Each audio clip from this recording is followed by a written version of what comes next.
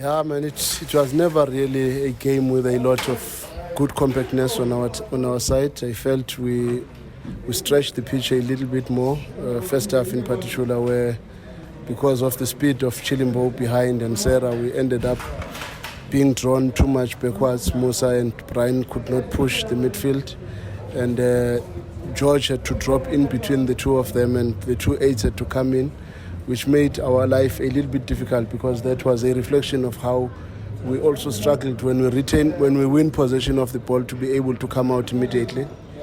But we tried to rectify that towards the end of the first half. We looked a little bit better. In second half, I think we were stronger because we put a strong emphasis on putting a lot of pressure on Palane and Baloyi, because they were the ones who were making life very difficult for us, because the defenders were scared of the space behind because the ball was always uncovered. So we had to make sure that our two eights, which is Lebu and Mvala, get closer to Palane and closer to Baloyi. And as a result, the second half looked a little bit better, though it had some scary moments on counter-attacks because we were committing numbers into their half. It was unfortunate for us not to be able to get a goal first half from Kemit. I think the combination on that break was very good. And second half again, we also had some nice moments with Kemit again, but again we could not capitalize from those situations. It was just unfortunate that we could not get even one goal under the circumstances, but credit must also be given to Celtics.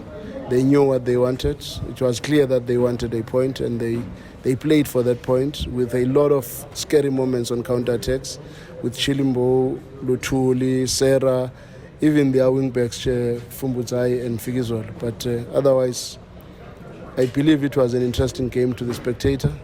It only ran short of goals. Yeah, no, it is very uncharacteristic for Sundowns to get two draws in a row. And obviously, the fact that we are playing Swallows, who is always breathing on our necks, makes it very, very interesting to see what's going to happen on Saturday. But the group is looking good. The team is giving its best. Unfortunately, we've not been getting the results, but I think the performance today was a little bit more pleasing than the performance that we gave against SuperSport. One can just look forward to that match and see what we can get out of it. Yeah, and it's not one of the things that one always focuses on. Yes, it's good to get some recognition after achieving something, but our targets are always to get a certain number of points in a cycle of 5 matches.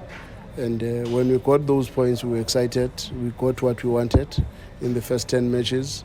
Then we have to grind again and see what we can get in this cycle, the third cycle. But otherwise, winning Q1 or not winning Q1 to us is not the most important thing. What is more important is the process in making sure that in the cycles that we have set for ourselves, we keep to the challenge and the demands that are expected of us.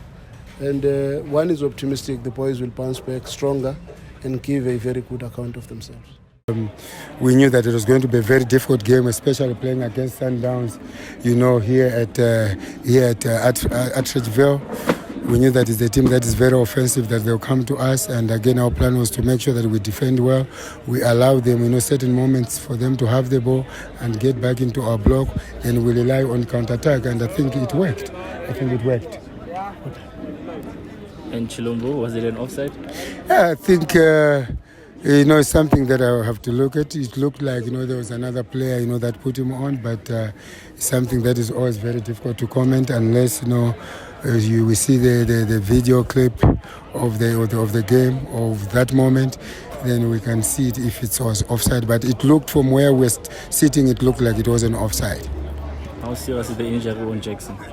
Well, we're still waiting for the results from the medical team, and after they check him, then they'll be able, to update us, how serious is Mabukwane's injury.